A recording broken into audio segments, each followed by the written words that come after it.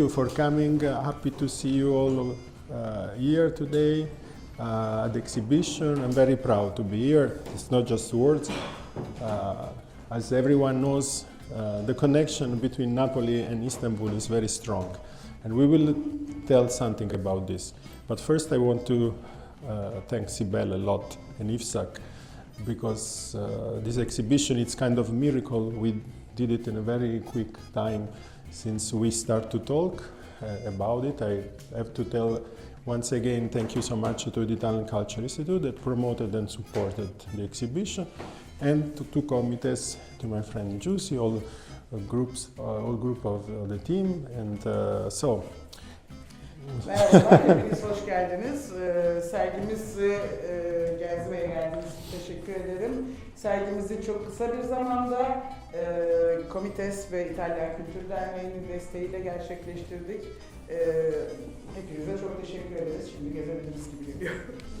Okay. The name of the exhibition is Alla luce di Napoli. There was already exposed Napoli in Italian Culture Institute in Moscow 24 years ago. 2 sene önce sergimiz Alla luce di Napoli, Napoli'de İtalyan Kültür Derneği'nin desteğiyle sergilendi. And now we continue this second appointment here in Istanbul, of course. Burada ikinci sergilenmesi İstanbul'daki. And the exhibition has become much larger. I mean, also thanks to the lab and to the support of the Italian Culture Institute. Baskılarımıza destek olan DEITİS ve İtalyan Kültür Derneği'ne teşekkürlerle sergimiz daha geniş bir kapsama ulaştı. So, we start with a little anecdote to introduce the exhibition. Espriyle başlamak istiyorum. In Moscow, when I show the photos, and there is also a short video with the larger body of work, because this is just a part of the full body of work about Napoli. Napoli hakkında çalışmalarından biri vücut geliştiricileri hakkında ve Napoli'de in Napoli you showed it? No, in Moscow. Moskova'da bunu göstermiştim. Yes, it's very strange. I never shown in Napoli, but the first time was in Moscow. The second time, it's normal. İlk gösterimin Moskova'da olmuş olması çok ilginç bir olay esasında. Because you lived there, I think. Yeah, maybe. So, at the end of the slideshow, the former consul of Italian consul in Moscow. Slide gösterisinden sonra ondan önceki konsul. He was also a friend. He said, Giampiero, I expected different pictures because for us now the image of Napoli, it's colorful, full of people all the time in the street having fun. So I see another city. Tamamen farklı fotoğraflar bekliyordum senin bu gösteriminde. Aslında ben Napoli'yi başka türlü biliyorum, fakat sen başka bir şey gösterdin. Of course, I have black and white photos, but also color photography. But now most of the work, I mean, it's in black and white. Siyah beyaz ve renkli de çalışıyorum ama şimdi daha çok fotoğraflarım siyah beyaz. But this sentence from the cons let me think a lot about it, and then I understood what I want to tell to you, and it's also the beginning of this little tour. That for me, the soul of Napoli, and it's in black and white. So the most introspective part of the city, which is behind the color. Bana göre Napoli'nin ruhu siyah beyazdı. Yani siyah beyaz Napoli'nin arkasındaki ruhu çok daha iyi anlatır. While the color image, the films, the representation of Napoli now, which has become a very touristic and a very most popular city in the moment, it's more for me. The color part, it's like the theater. It's like the response, Napoli'nin like şu anda reaction. çok turistik bir şehir olmasından dolayı renkli gösterimleri aslında bir tiyatro gibi bana göre. Yes, it's because Napoli. Those they have been in Napoli, maybe they can understand. But even though you haven't been in Napoli, it's enough to be born in Istanbul to understand Napoli very well. Yani Napoli'yi ziyaret ettiyseniz daha kolay anlayabilirsiniz ama siz zaten İstanbul'da yaşıyorsunuz. Kolaylıkla Napoli'nin durumunu anlayacaksınızdır. So Napoli has a very interesting roots and history. Connected with the domination, with the volcano, and then Napolitans are very much more deeper and profound people than sometimes they show in a general life. Napoli'nin volkanı ve bazı volkanı vesaire. Vesuvio. Domination, yes, we had the Spanish, we had a lot of... Sömürgeler altında kalması ve volkanları olması dolayısıyla Napoli çok ilginç bir şehir. And so for me, I see the city mainly in this way. Those photographers, they've been, they are in Istanbul, they represent, they can tell about the city, they can understand.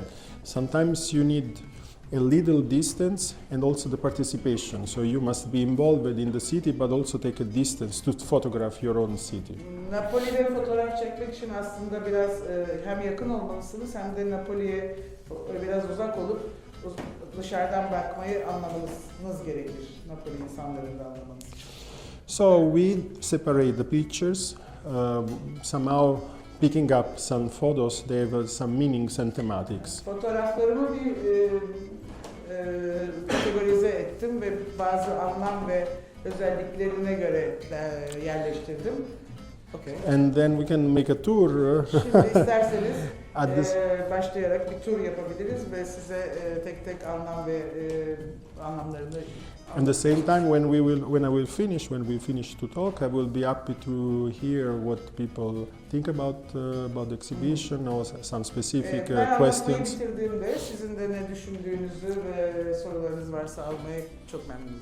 Okay. So, Napoli, it's a living theater, as I was saying before. Napoli yaşayan bir tiyatro. We can see, maybe open the curtain of the theater. And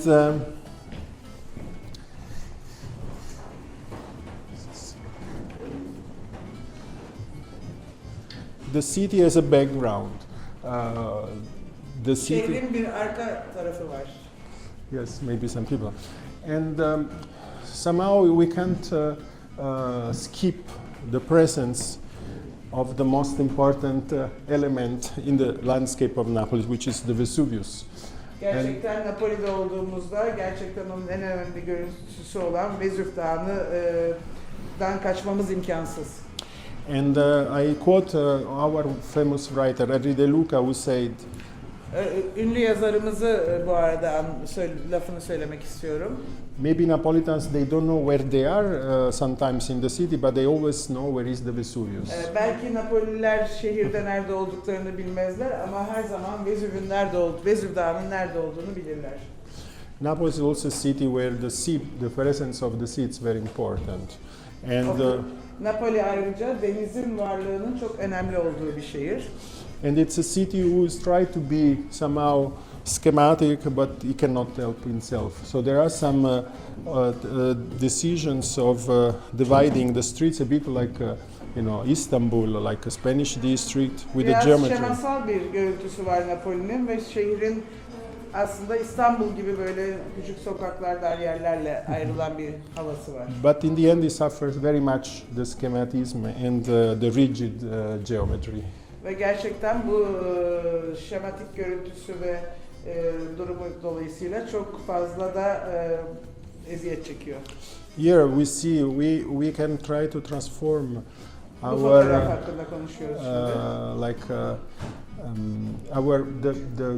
The clothes which we dry always. Bu şekilde aslında belki de İstanbul'daki gibi çamaşırları binalar arasında kurutuyoruz. In installation. Yes. Like in installation. Let's move to the next. Okay. Here there is more like a coffee time. Coffee time, okay. Napolitan coffee is also very popular. Servisini bekliyoruz şimdi. The human element in Napoli is very important. You know, İnsan faktörü Napoli'de çok çok önemli. we have a representation a bit of the people of Napoli. Of course, there is much more, and but somehow we choose some photos. Bu bölümde özellikle Napoli'nin insanlarının bir bölümü olarak ayırdık. Tabii daha çok fazla insan var ama burada bir seçim yaptım. So somehow every person has such a deep personality. Like here, when I walk in Budapest, I can see the same. Where Bir every face. şekilde buradaki bütün insanların aslında hepsinin çok büyük hikayeleri ve deneyimleri, geçmişleri var. Aynen İstanbul'daki gibi. You said Yes. Budapest, but Istanbul. I say Budapest. Yes, you said Budapest, but it is Istanbul. Sorry. So, and then every face carry a story, carry a character, Her carry. yüzün bir hikayesi, bir karakteri. For instance, this mother maybe, I don't know, it's because we also have to use imagination to describe our photo. We don't know exactly where the Biraz people. da hayal gücümüzü kullanalım fotoğrafları anlayabilmek için. Belki de bu kadın, bu yaşlı kadın, yes. So for me, every photo it's a story. It's an open door to imagination. I never try to connect directly with the subject of photography. I also invite the people to have their own idea about the photos, but never want to overwrite my impression, my feelings. Ben gerçekten fotoğraf çekerken insanlarla birebir bir ilişki kurmaya çalışmıyorum ama insanlar hakkında bir hikaye yazmaya çalışıyorum. Onları görmeye çalışıyorum daha çok. Yes, we discussed yesterday. Yes. Burada mesela, shall I tell them about this lady? Mesela buradaki bu yaşlı bayan belki de torunuyla birlikte, belki de kızıyla birlikte bilemiyoruz. Belki de ona bir öğüt verebiliyor. Öyle bir düşüncesi var buradaki fotoğrafta. And I explained this one. Yes. Perfect. Okay. So something like the hedonistic side of Napoli. I mean, just one photo, but somehow that represent also the joyful part of the young. Bu da Napoli'nin aslında daha hedonistik tarafını gösteren bir şey. Yani burada bir çekim var, moda çekimi var ve işte böyle daha eğlenceli şeyler de oluyor. Biraz Marilyn Monroe'dan esinlenen bir çekim yapılıyor orada. Bu da bir karakteri. Young girls, new generations, very. Genç insanlar burada. I call Napolitan Spice Girls. Napoli'den Spice Girls, Napoli'nin Spice Girls'ler. And here, sorry. I like this one. Maybe Yes. we can say something Well, about that. yes, You let's tell say. me. I can tell you, but Well, for me, Napoli is still sometimes into neorealism. I mean, those days I've seen and know a bit neorealism cinema and Neorealism? yes, the cinema neorealism. So there is a. I don't know how to translate neorealism. Neorealism, it's this, let's say, cinema which started after the World War II. İkinci Dünya Savaşı'ndan sonra çıkan sinema akımındaki görüntüye benzetiyorum bunu. Well, I also it reminded me of Godfather, like yeah, this picture. Bu bana biraz böyle Godfather'dan bir görüntü falan gibi, filmlerden bir görüntüyü hatırlattı gördüğümde. It's some Turkish character? No, Italian character. Italian. Yeah, some Italian. Not a Turkish, not at all Turkish. Çok güzel. Yeah, there is real appreciation for this picture. Thank you. And here we have other photo. They also represent a bit something about Napoli soul. Burada da biraz Napoli'nin ruhu hakkında bir şeyler anlatmaya çalıştım. The first, maybe it's a funeral, but it's not just about the mood and the feelings. It's about the hands. So these photos have connected all of them by the position and the sign language we have. Napolitans, it's a hands Bu language. fotoğraf bir cenazede ama buradaki amacım böyle buradaki üzüntüyü anlatmak değil, aslında elleri göstermekti. Bu ellerle işaret dilini ve ellerin neyi ifade edebildiğini anlattığını düşünüyorum. This sometimes in the exhibition I like to put two photos that probably because nobody can know for real. Two subjects that have nothing to do with each other, but to create like a small story, like to open Bazen for işte imagination. böyle fotoğraflarımda tamamen birbiriyle ilişkisiz olan iki ayrı özneyi yan yana koyuyorum. Aslında hiç birbirlerini bilmeyen bir kişi ama ben bunlarla bir hikaye yaratmaya çalışıyorum. So Shall I tell them? Sure. Maybe she said, belki de bu kadın bu adama sigarayı bırak, içme, kullanma falan gibi bir yorum yapıyor olabilir. but who knows? Maybe they are really husband and wife. Who knows? But it's interesting Belki de to. gerçekten Yes. karı kocadırlar. And this moves too much. But this is this photo, for instance, it's in another district of Napoli, very let's say popular. It's The third one? this third, yes. Okay. Üçüncü fotoğrafta Napoli'nin çok meşhur bir mahallesinde. I remember two photos. One it's larger picture where you see other people inside, and then another one it's the detail of this hand on the head. Bu ortamda iki tane fotoğrafım var. Daha büyük bir fotoğrafımda daha çok insan ve daha çok detay var. Fakat bir de bu daha yakına almış olduğum fotoğrafım var. This hand it's not just an hand on the hand, it's more like a belonging, it's more a possession, it's something which is stronger than simply affection. Bu sadece bir kafaya değen bir el değil, daha çok bir aidiyet, daha çok beraber olma duygusunu veren bir fotoğraf. Sadece sevgi değil, başka şeyler de var bana göre bu elin hareketinde. And the last one, it's more like generation. It's the city, but also the hand. Always they have a role and a play. We use a lot hands to Bu da dialogue. şehirden bir görüntü ama burada da bu fotoğrafında da bence elin etkisi çok büyük. Okay. Same this last two photos. Bu iki fotoğrafta da bu taraftaki iki fotoğrafta da aynı şeyi düşünüyorum. Maybe you can recognize again Istanbul, not Budapest. Belki burada da belki de bir İstanbul'dan bir yer görüyor olabilirsiniz. Ben mesela kendi adıma sol taraftaki fotoğraf İstiklal'de de olabilir. İnsanlar tam Türkiye'deki insanlara benzemese de sağ taraftaki kızlar gerçekten İstiklal Caddesi'nde yürüyen üç kız olabilir diye düşünüyorum.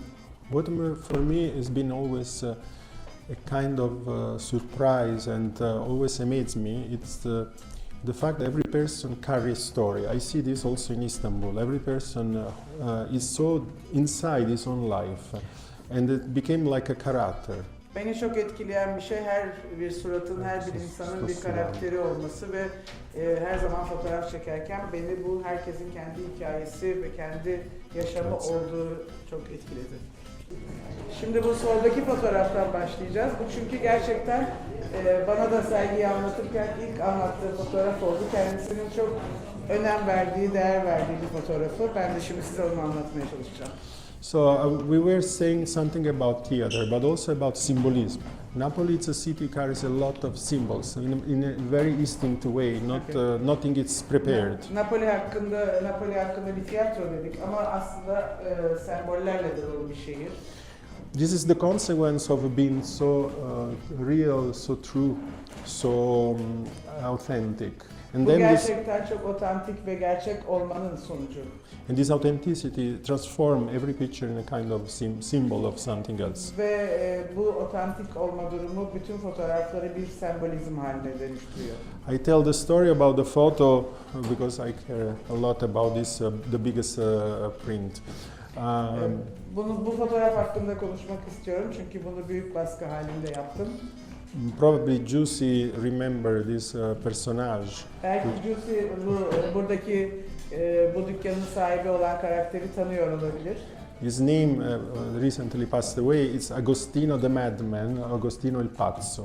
Bu kişi Agostino Deli, yakın zamanda kendisini kaybettik. This guy, when he was young and wild, he was challenging police, being a kind of gençliğinde bir polismiş aslında. reckless with his motorbike, Motosikletiyle going on one wheel, just running in front of the police, and always we always trying to catch him, to chase him. Tek tekerlekte vesaire bir sürü cambazlıklar yapan bir. He became so popular that even Ornella Muti wants to take a photo with him. A lot of people want to go up on his motorbike. Birçok kişi onun motosikletine binmeye çalışır ve hatta Ornella Muti dahi onunla fotoğraf çekmek istedi. O kadar Napoli'de meşhur olan bir şahsiyetti. But of course, he also got old, and then when he was older, he opened an antique shop in the city center of Napoli. Zamanla o da yaşlandı ve o hızlı dönemleri geçtikten sonra bir antika dükkanı açtı ve işte bu antika dükkanı. So for me, it was really amazing and striking that he put all these things one next to the other with totally no sense order. Benim için onun dükkanında etkileyici olan hiçbir anlamı ve hiçbir şey olmadan bütün objeleri dükkanında karışık olarak yerleştirmiş olmasıydı. But of course he has inside has his own order, and I see this like an example of a Napolitan symbolism. Ama gerçekten aslında kendisinin kendine göre bir düzeni vardır ve bu bana göre Napoli'nin sembolizmini anlatıyor. Surrealism as well. Sürrealizmini. So, yeah, you see there is a mask of Mussolini, a skeleton, maybe Mussolini maskesi, bir Spartan, iskelet, angels, Pinocchio, and so melekler, Pinocchio, herkes orada. and all the telephone, all together Eski in bir one telefon da var picture. orada görebiliyorsanız. So this looks like a collage, but it's actually live photos taken. Bir kolaj gibi durmasına rağmen gerçek bir fotoğraf bu. So, and then you see characters, everyone is not just doing his own job, he's carrying something else, he's always carrying a burden, he's carrying the fatigue, Burada the bir tardiness. şey taşıyan, et taşıyan birisini görüyoruz ama aslında benim için bu fotoğraf daha çok yorgunluğu hissettiriyor, taşımanın yorgunluğunu, hayatı hissettiriyor bana bu fotoğraf. Okay. Then we can see here. Shall we mention you had mentioned me about the bird, like looks like a bird, but it's a meat piece actually. Yes, that picture. yes, also like carrying, yes. Aslında bir yes. kuş, uzaktan bakınca bir kuş taşıyormuş gibi gözüküyor. Aslında bir kuzu veya koyun gibi bir hayvan ölüsünü taşıyor. Ama sanatçı için aslında bu fotoğraf adamın gözlerinde onun taşıdığı hayat yükünü ifade ediyor. And also we can mention that until the end I was not sure if this photo should be in black and white or color, because of the color one, the uniform, it's full of blood and it is red, it's very strong. Aslında bu fotoğrafın bende çok önemi var çünkü ben bunu sonuna kadar karar verememiştim. Renkli mi yayınlamam gerekiyor, siyah beyaz mı? Renklisinde çünkü bütün önlüğü kırmızı kan içerisinde. Because my photos are always printed in limited editions, in this exceptional case, 4 photos will be printed in black and white and 3 in color. Ben genelde zaten sınırlı sayıda baskı yapıyorum ve bu özel durum için 4 tane siyah beyaz ve 2 tane renkli fotoğraf basmayı tasarladım. Are you advance? Okay, are you advanced to the next one? With this one, I mean, it's all the men sleeping. Bu beyefendi hakkında da benim aslında... You know, in Napoli, maybe in Istanbul too, now we still have a lot of ground floor little flat, we call bassi. And then it's possible to have an İstanbul'da da bu inside. şekilde bodrum katlarında, yarı bodrumlarda yaşayan birçok insan var. Napoli'de de birçok böyle insan var. Ve I can tell some... Yes, okay, please, I will go, tell go, yes. Because I already know it. I've been working here. Bu fotoğraf yarı bodrumda yaşayan bir insan. Dışarıdan yansımasıyla birlikte aldım. Uyuyor mu, yorgun mu, belki de ölümü onu bile bilemiyorum ama birçok şey anlatıyor benim için. Gökyüzünü de yansıtıyor. Masanın üstündeki plastik örtüden tutun, işte yandaki peçetelere kadar bana çok şey hissettiren bir fotoğraf. Okay. Exactly. Yes. So let's move to this side. For another aspect of Napoli, which I always found amazing, it's this kind of I can Bu say. tarafa geçince Napoli'nin başka bir görüntüsü bana göre. We başka can bir şey. use like a Chinese box or matryoshka. I mean, many cities one in another, stories within stories. Sanki Çin'deki işte kutularda yaşayan insanlar gibi böyle küçük avlularla evler yerleştirilmiş. This photo was taken from a museum which is called Madre in the middle of city. Fotoğrafı bir müzenin tepesinden çektim. And somehow for me it was interesting either looking inside the collection of the museum and or looking outside. Like for me it was like also kind of art. Aslında müzenin içine mi baktım, dışına mı baktım diye her tarafta da sanat gördüğüm zaman değişik bir duygu oldu ve bunu dışına bakarak, işte müzenin dışındaki görüntü olarak. So this is we can call voyeurism, but I don't feel this like a negative way to look inside like this photo in the life of others. For me, it's an enrichment of our Bunu da experience. belki insanların özel hayatına bir müdahale gibi düşünebiliriz ama ben öyle olduğunu düşünmüyorum. Bu oradaki hayatı yansıttığını düşünüyorum. Here we see some young generation, Burada birkaç genç görüyoruz. and this tattoo name it's a first name Gianluca, so it makes. I mean, I don't know if she still has this tattoo. Maybe you don't know. She can't. Who knows? Hala bu tadının üstünde mi bile bilmiyorum. Bu Gianluca ismi bilemiyorum. Burada But Napoli'den birkaç genç.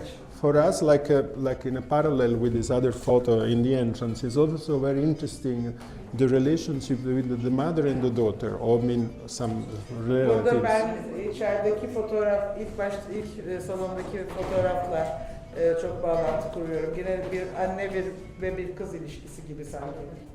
Another very important part of our culture is about wedding and photos of wedding, which usually people spend a fortune for these Bizim photos. kültürümüzün çok önemli bir kısmı düğün üzerine ve gerçekten insanlar düğünleri üzerine çok para harcıyorlar. Bu da sokakta bir dükkan, düğün fotoğrafı çeken bir dükkanın önündeki reklam panosu. Music.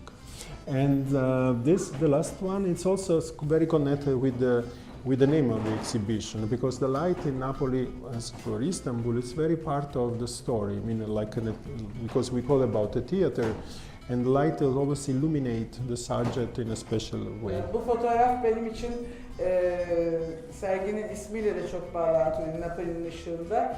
Çünkü tiyatrodaki gibi söylediğim gibi ışık her zaman sadece özneyi aydınlatıyor. Let's turn to that side first. There is a big collection of faces of Napoli, which for me can consider as a mask, but not in a negative way. Mask means that some faces became so authentic they carry story themselves. Benim birçok yüz fotoğrafım var ama benim için bu bölümdeki fotoğraflarda maske görünümü.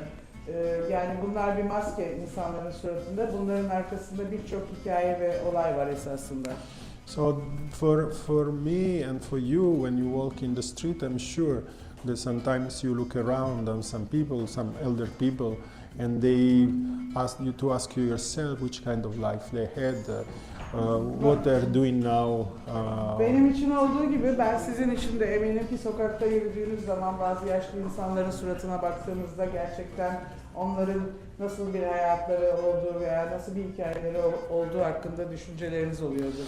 In general, of course, elder people like those that we have seen in the first room, they carry the more significance and the story about the city because they have seen so much, and so they bring somehow the history of Napoli also on their wrinkles. Gerçekten özellikle böyle ilk diğer odada da olan yaşlı insanların yüzlerinde aslında çok fazla hikaye saklı olduğunu ve bütün çizgilerinde hayatlarının ve geçmişlerinin var olduğunu düşünebiliyoruz.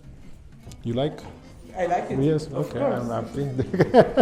And the opposite side we have the younger people. Maybe some of you, again, if you have seen neorealist films, maybe you remember that in some films about Napoli, especially after the Second World War, we have young kids we call scugnizzi. Neorealist filmleri izlediyseniz Özellikle film, İkinci Dünya Savaşı'ndan sonraki filmlerde. How do you call the... Skunici. Skunici. Squid. Görebilirsiniz. Skunici. Okay. Bu Napoli'deki hayattan birkaç görüntü bu bölüm özellikle. Now they became like a legendary figure. They don't exist anymore, those ones. Because they were Bunlar şu anda yoklar yani eskiden vardı.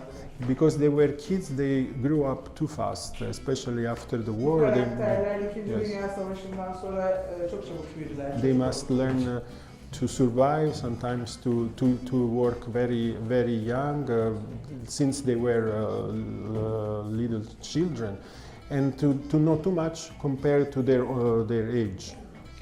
Bunlar yaşlarına göre çok çabuk büyüyüp olgunlaşmak zorunda kalan kişiler oldular. Now don't have skunici anymore, but some young Artık people, skuniciler yok. Skunici. some young kids of Napoli, they still are more connected with the learning fast about life. Bazı kesimden çocuklar gerçekten hayatı çok daha çabuk öğrenme yolunda varlar. Sometimes they come from difficult families, sometimes they have to start to work very early, and Bazen çok zor koşullardaki ailelerden geldikleri için çok erken yaşta çalışmaya başlamak zorunda kalıyorlar. but what is interesting, this kind of freedom they have, they feel that the city is like a kind of their playground. Ama işte bu erken yaşta gelişmelerinin onlara getirdiği serbestlik ve özgürlükle şehri biraz kendi oyun alanları gibi değerlendiriyorlar. And so for me they are also a symbol of Napoli anyway. Onun için bana göre de bunlar Napoli'nin bir sembolü. We'll take a little time to tell something about this photo. Okay. Yes, we discuss Yes, already. of course. We have I must ask to my friend of Napoli to help to translate this concept, because it's, You can translate. so yes, sure. So, because Napoli is also very important philosophy, many philosophies. One of these, it's about no matter what happened, it doesn't matter. I mean, now I lie and I smoke my cigarette. No, just to have a comfort. Then of course we have to translate, because we have an expression. It's "magamana foto."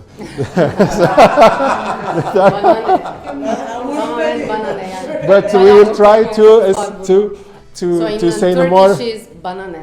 Banane. Okay. Umurumda değil, banane. significato è più profondo. Yes. Yes. The meaning is about. This is, of course, we are attaching, sticking on some photos our ideas. So we don't know what really this person is thinking. Sometimes it is also kosher, banane, gibi. Ne olursa olsun. Aynen. Aynen. Bana ne? Sigara bir içeriye. Bana ne? I don't give a... Exactly. Meaning is connected sometimes with the amount of problems. Aslında anlamı bunun bazen de sorunların çokluğundan dolayı So, ortaya geliyor. the more sometimes you are oppressed by problems, the more this attitude comes out. Daha çok sorunlar olduğunda belki de onunla baskılandığında daha çok bu davranış, bu gördüğümüz davranış, sorumsuzluk, umarsızlık davranışı ortaya çıkıyor. I mean, this is Ben kendime this is very much connected with the history of Napolitans during the generation, because we really have to face so many difficulties that in the end it's kind of reaction. I mean, no matter what, I want to relax, I don't care. I mean, ultimately I will go on. gerçekten Napoli'nin hikayesiyle, Napoli'nin tarihiyle çok ilgili bir şey. Ne olursa olsun ben keyfime bakarım, ben kendi işime bakarım, sakince yatarım, umurumda olmadan keyfime bakarım.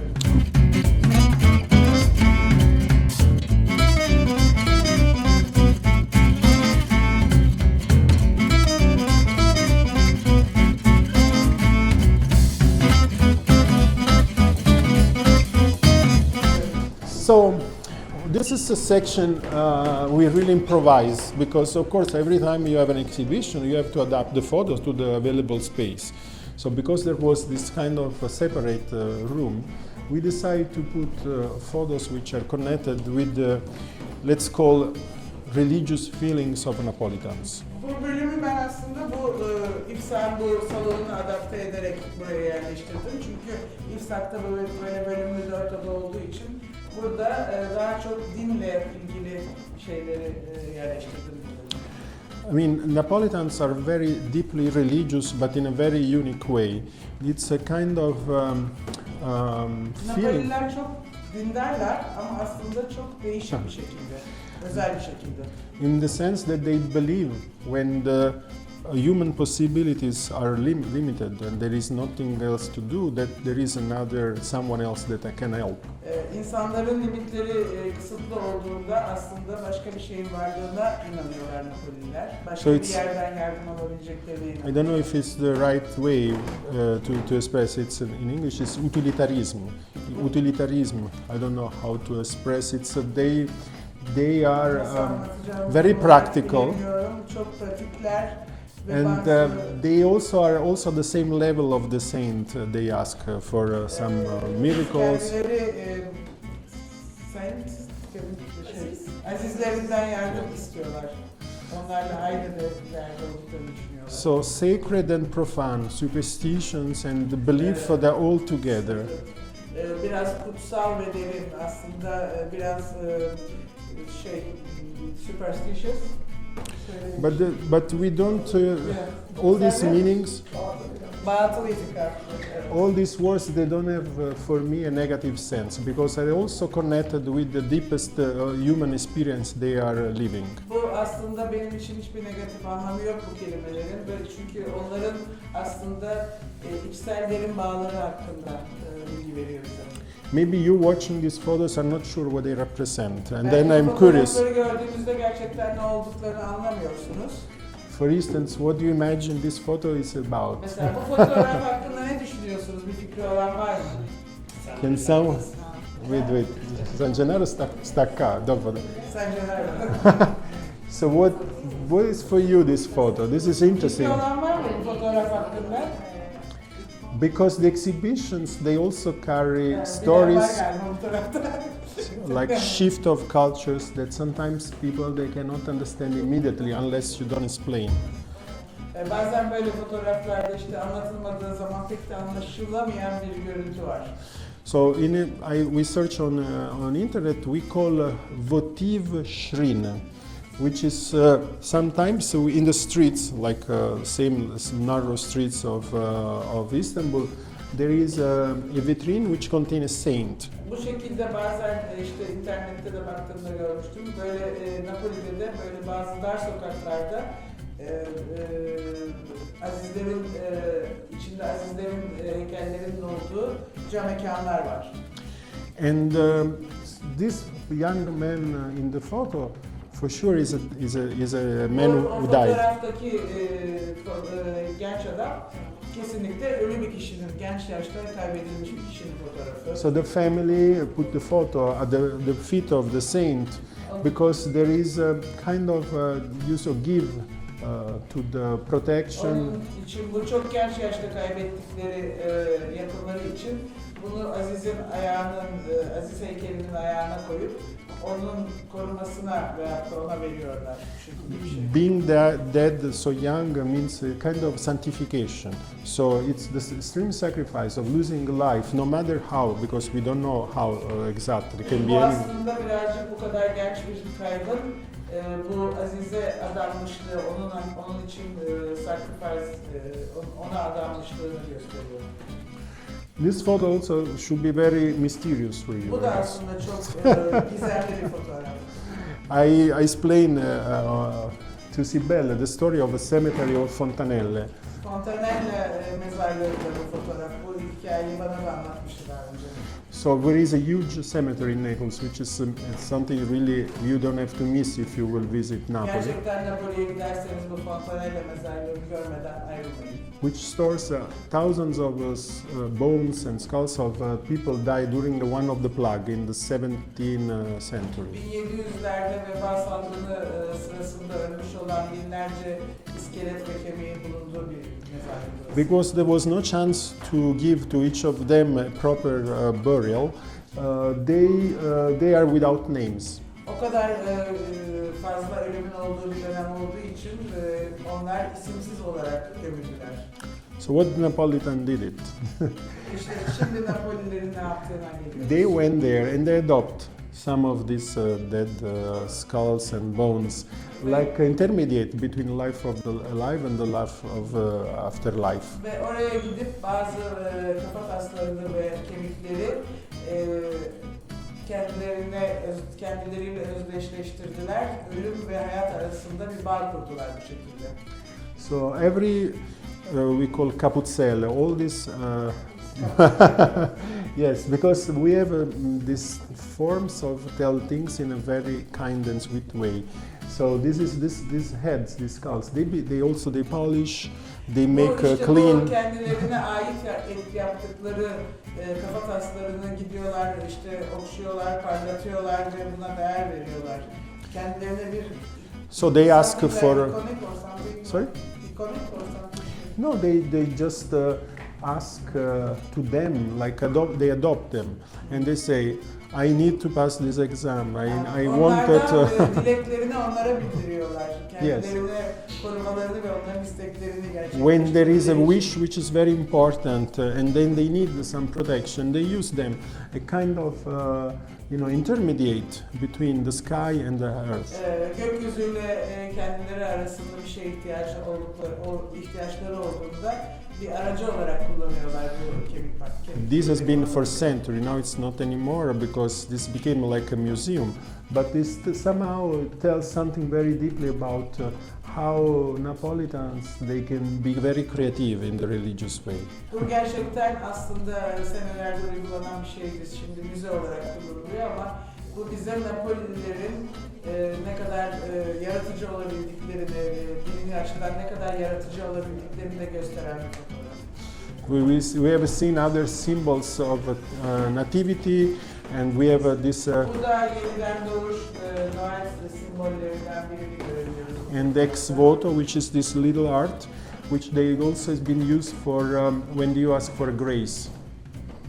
Bir Tanrı'dan bir şeyler istediğinde kullanabildiğin bu obje de orada. And you have seen here this hand, which is a bronze hand of a saint, and every person who is touching it, it's you see the connection between the God, the saint, and the human. So. Bu fotoğrafta da bir Aziz'in elini görüyoruz. Metalden yapılmış el parlıyor. Ve burada insan, Tanrı ve Azizler arasındaki bağlantıyı hissedebiliyoruz. We also put like something. It's just a cloth which is drying. But what I want to say that also objects, which is a very common object, sometimes they became something else. They transform in. Bu fotoğrafta da aslında sadece asılmış bir çamaşır fotoğrafı görüyoruz ama belki de hayal edip baktığımızda orada bir Aziz görüntüsü vesaire gibi bir görüntü olabildiği için. And on my back, you have seen before the murales of our most famous saint, grafitilerden biri. which is San Gennaro, Saint Gennaro, Aziz Gennaro. which has been reinterpreted by the very famous graffiti artist Jorit, and they also put these scars on his face. It's kind of a Bu signature. çok meşhur, Napoli'de yaşayan çok meşhur grafiti artisti tarafından grafiti haline getirilmiş ve bu artistin tüm grafitilerindeki iz olan yüzdeki 2 tane izi de görebiliyoruz. Bu Aziz Napoli'nin koruyucusu olarak değerlendiriliyor. What was his name? San Gennaro. Aziz Gennaro. Gennaro, yeah. Which is also famous for a miracle. Every year happens 2 times. Kendisi ayrıca bir şey için, yaptığı bir mucize içinde. They store his blood in an ampulla. Onun kanını bir küçük kap içinde saklıyorlar. Senede 2 defa yapılıyor bu iş. This blood normally it's condensed, it's dry. Yani bu tabii ki bir kan olduğu için kurumuş ve hareket etmeyen bir sıvı. And the bishop of Napoli, twice a year in the Dome of Napoli, moved this ampoule and the blood liquefies again. Ve senede 2 defa Napoli'nin baş rahibi bu ampulü hareket ettiriyor ve bunun sıvı haline gelip gelmediği araştırılıyor. If it happens, it's a good sign for the city. If it doesn't happen, it's a bad sign. Eğer bu sıvı hareketli hale gelirse Napoli için uğur ve iyi bir işaret olarak görülüyor. Hareket etmezse Napoli için kötü bir şey. So don't be surprised by these things because everything is part of the same theater, of the same representation. So we have very different ways to express Napolitans, their soul, their feelings. It's not important if you believe or not, but what is true is the authentic feelings of participation. Bu tiyatrodan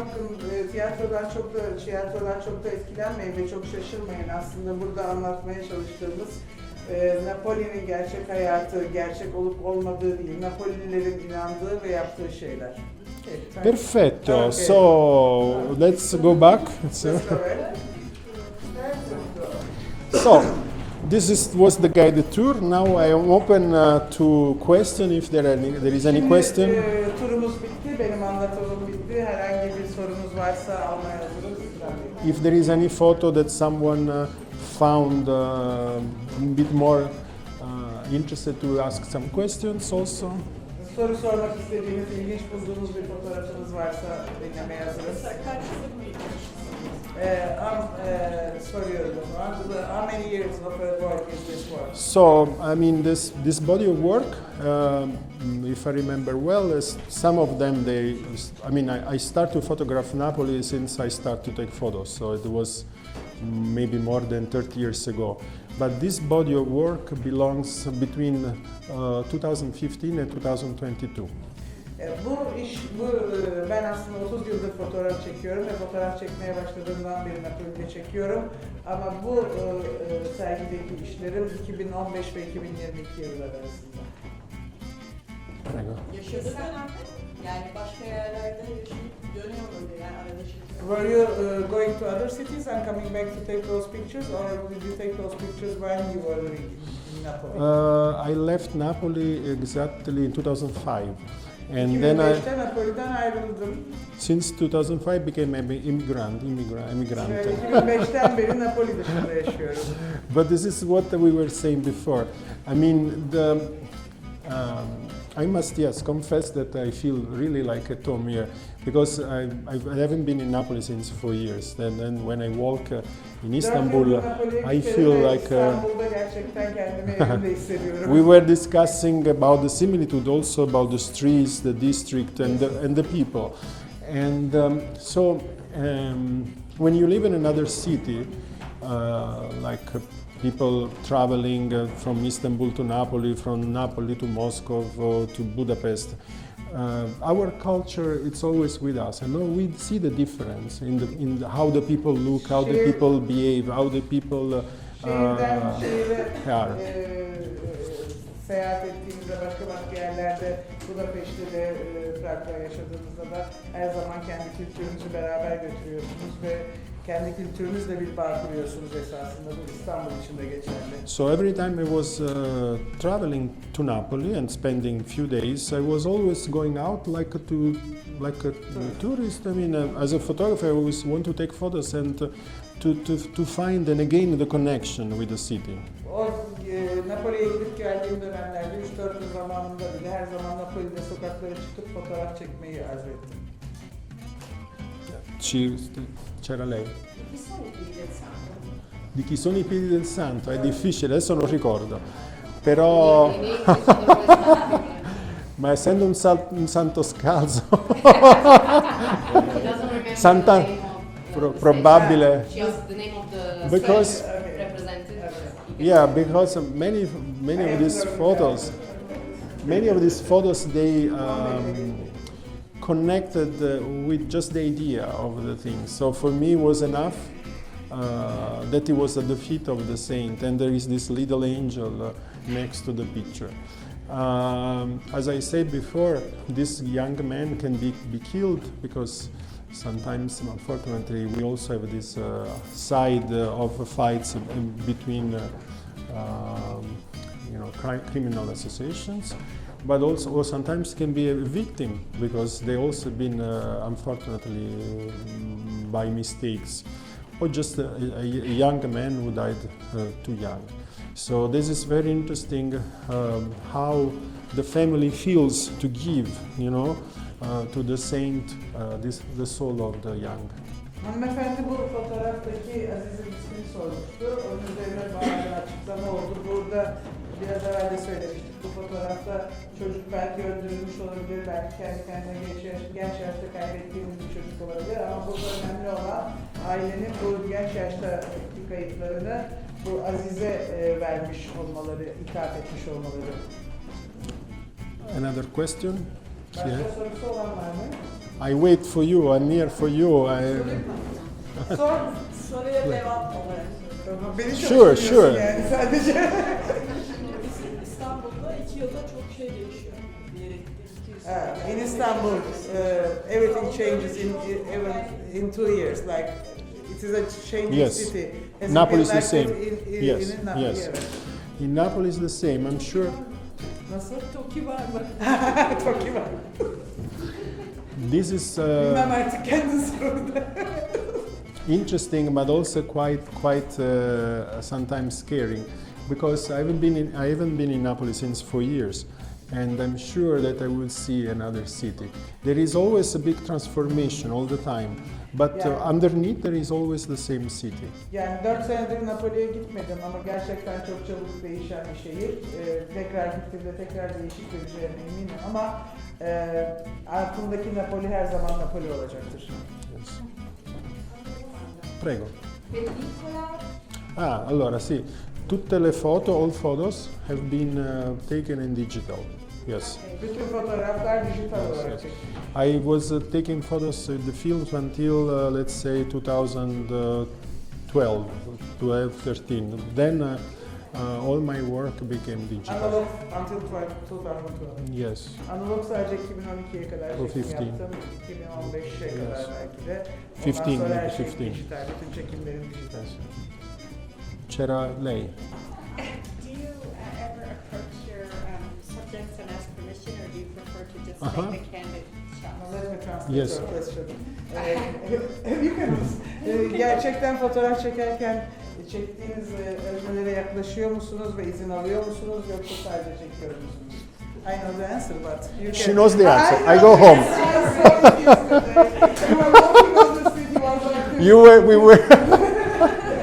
We had a very nice walk yesterday, and so the idea behind it's no, never, with some very few exceptions. There are some reasons why. The first time because I always Gerçekten izin almıyorum çok özel birkaç durum dışında.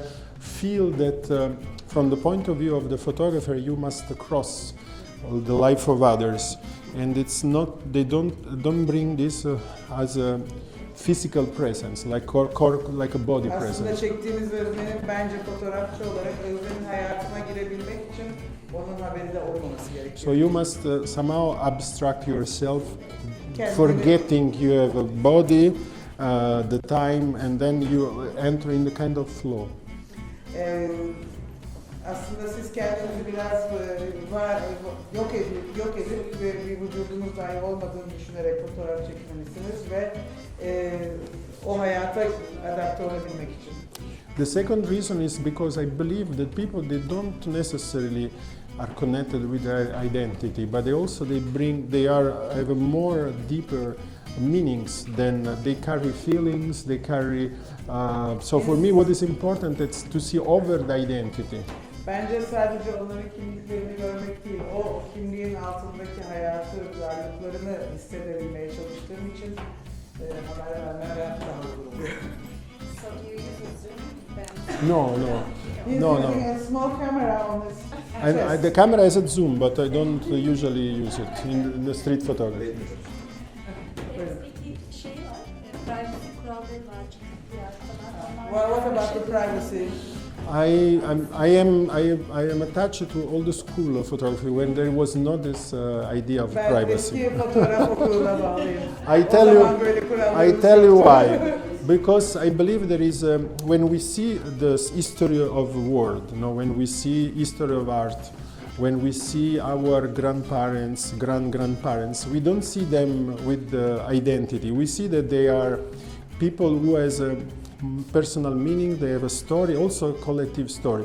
When we go through privacy, we break somehow this kind of magic which is connected with the people who brings emotions, feelings, and we go from identity to a larger meanings, like more universal meanings. Biz eski zamanlardaki gibi, büyük babalarımızın zamanındaki gibi ya da savaş fotoğraflarındaki gibi bazı şeyleri atlamak zorunda kalıyoruz. Çünkü sadece kimlikleriyle tanışarak fotoğraf çektiğimizde onların aslında kimliklerinin altındaki kişiliğe ve hayata ulaşma imkanımız yok. So if you take this very famous photographer Ünlü bir fotoğrafçılar var. who died, what is the name, the Turkish, took photo, yes. Güler. Yes, we see his photos, they belong maybe 20, 30, 40, 50 years ago. 20, 30, 40, 50 yıl öncesinden And I believe these fotoğraflar. photos are patrimony of humanity, not only a patrimony of Istanbul. Bu şekilde işte tamamen habersiz veyahut da insanların daha derinini anlamak için fotoğraf çektiğimizde aslında bu fotoğrafların insanlığa ait olduğunu da görüyoruz. Bize insanlığa şahit ediyor, insan varlığını. So my feelings is connected with this kind of photography. Of course, I understand there can be issues, they can, but Tabii this is, bazı sorunlar çıkabilir, bunu anlıyorum ama but this is a kind of, let's say, culture that now we have to deal with this. bununla başa çıkmamız gereken bir düşünce olduğunu düşünüyorum. Sorry, one more question about this topic.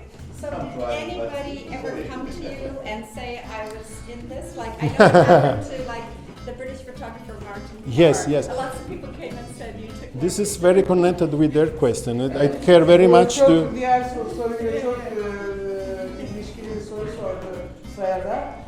Herhangi biri sizin serginizde fotoğrafını gördüğünde gelip benim fotoğrafımı çekmişsiniz dedi mi? Yeah.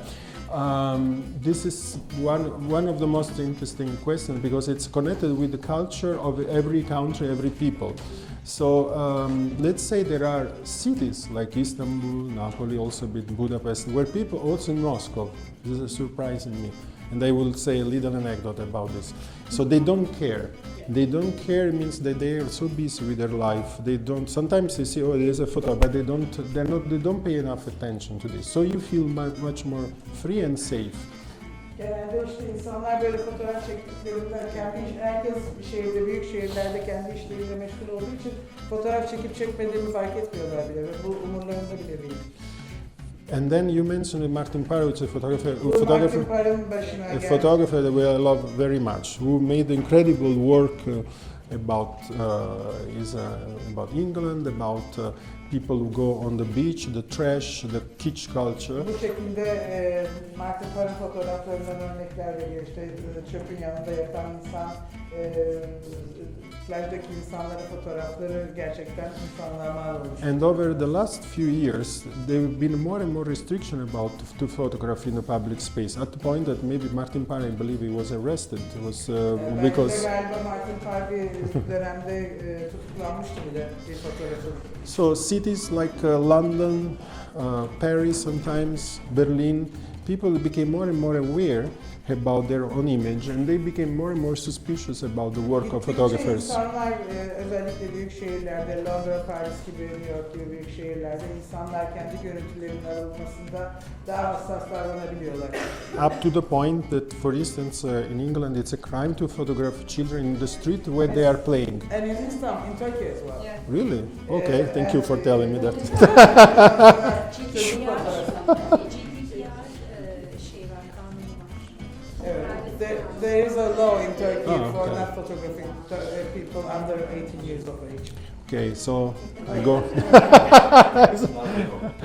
So what I want to say is that now it's up to you to understand, connected to the words I said before, how much is important to represent life of everyone, and a lot it's connected with good and bad intention of the photographers. Gerçekten burada aslında fotoğrafçının o şehirdeki hayatı gösterirken taşıdığı niyet önemli. İyi niyetli veya kötü niyetli olmasıyla ortaya çıkıyor.